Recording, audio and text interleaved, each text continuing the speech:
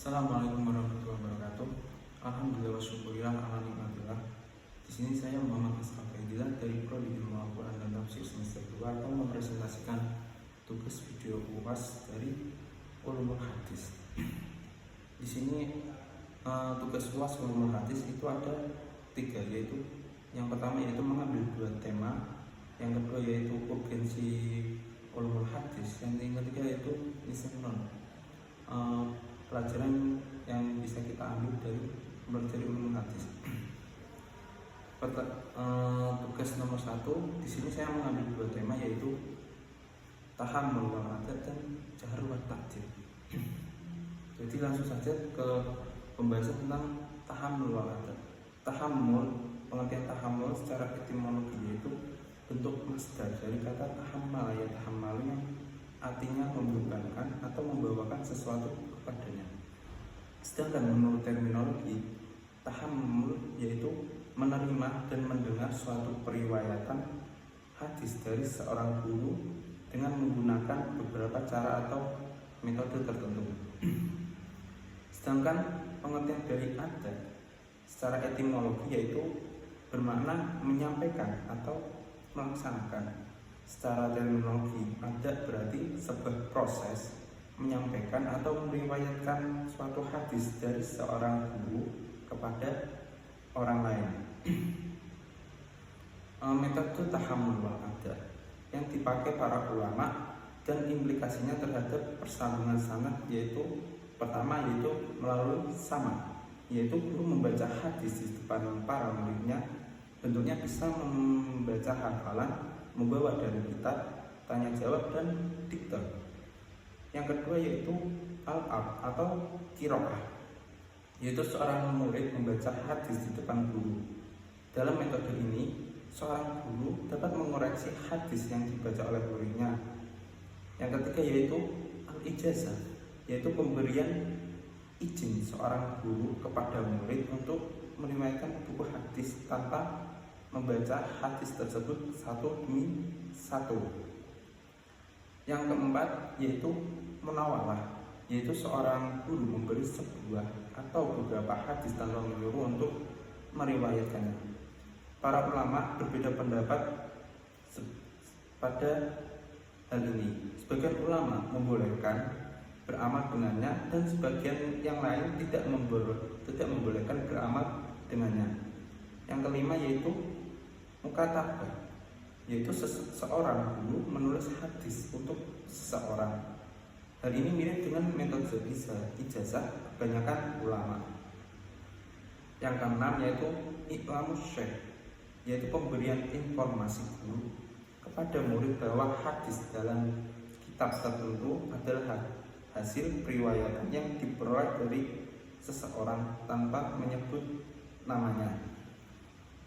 Hukumnya kontroversial, tapi kebanyakan ulama hadis tidak memperbolehkan meriwayatkannya. Yang ketujuh, al-wasiyah, yaitu guru mewasiatkan buku-buku hadis kepada muridnya sebelum meninggal. Yang kedelapan yaitu al-wijadah, wijadah yang berarti seseorang yang menemukan catatan hadis seseorang tanpa ada rekomendasi untuk meriwayatkannya. Ulama dari Malikiyah menolak metode ini, sedangkan ulama Syafi'iyah memperbolehkan untuk meriwayatkannya. Tema yang kedua yaitu tentang jahr wa ta'dil.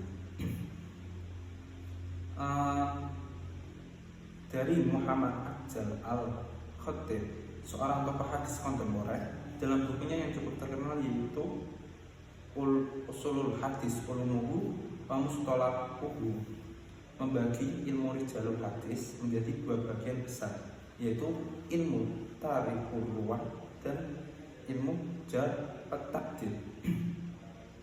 Jika ilmu tarikhul ruwah adalah ilmu yang mempelajari seluk-beluk kehidupan perawi hadis, wafatnya guru-gurunya,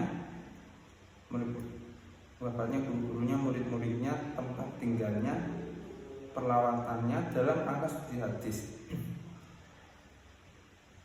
Sedangkan jar wa ta'dil dijelaskan sebagai dari segi bahasa, yaitu pertama jar yaitu diambil dari kata jaroha yang berarti melukai.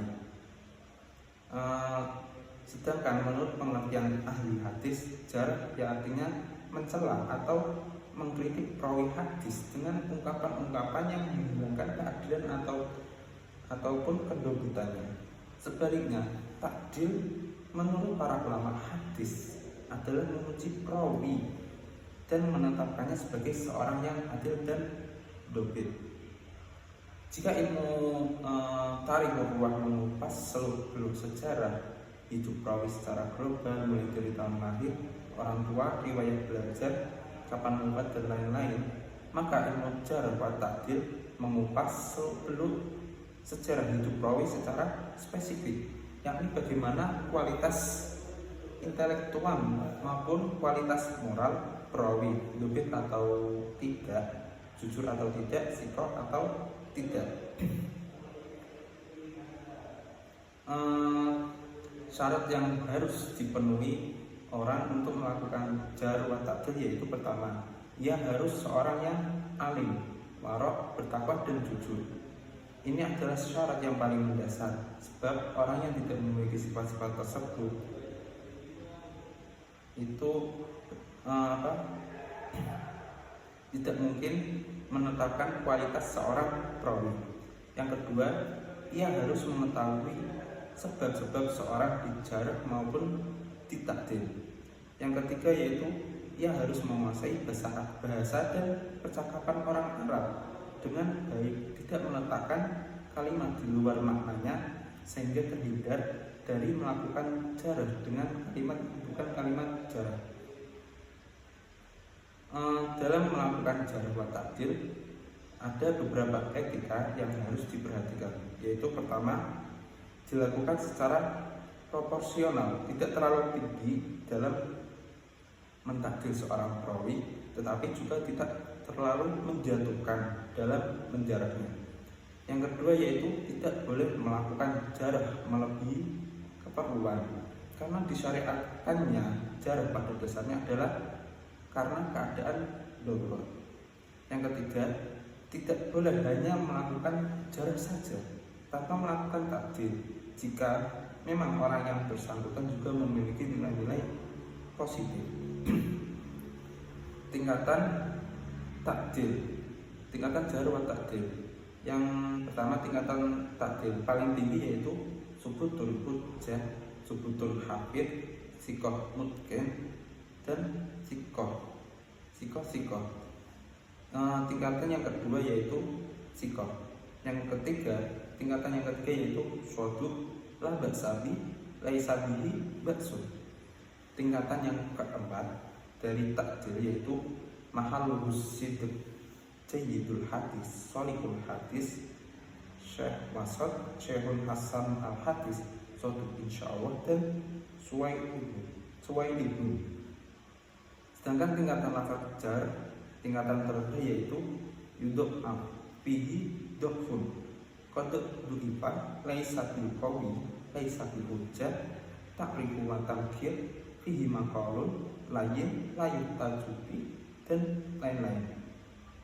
Tingkatan kedua dari jar yaitu dhaiful hadis, muttarribuh. Tingkatan ketiga dari jar yaitu wahim marwah, laisa bisyai'in, dhaifun jiddan. Tingkatan keempat matruk, laisa bistiqah. Tingkatan kelima yaitu mutahammamun bil kidib, mutafaq ala tarkihi. Dan tingkatan paling parah dari jarh yaitu dajjal, kadzab, wada'un, yada'u hadis. Sekian dari pertanyaan nomor 1 yang membahas tentang dua tema. Yang kedua yaitu urgensi ulumul hadis.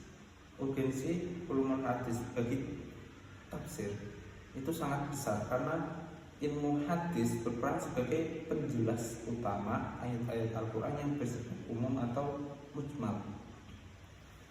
Hadis sebagai sumber ajaran Islam kedua setelah Al-Quran menyediakan konteks, dalil hukum, dan penjelasan yang tidak secara eksplisit disebutkan dalam Al-Quran, sehingga pemahaman tafsir menjadi akurat dan komprehensif ketika disertai pemahaman hadis yang tepat.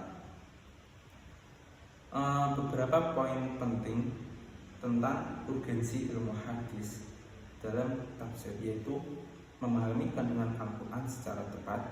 Yang kedua, mengetahui kriteria keaslian dalam keberterimaan hadis.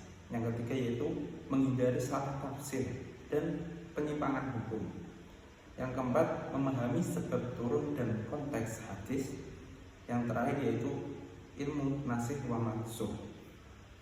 Singkatnya, ilmu hadis menyediakan landasan metodologis untuk melakukan istinbat penggalian hukum dan memastikan tafsir yang otentik serta sahih yang sesuai dengan tuntunan Nabi Muhammad SAW, sehingga tafsir tidak terlepas dari sumber sunnah yang valid dan tidak tertolak.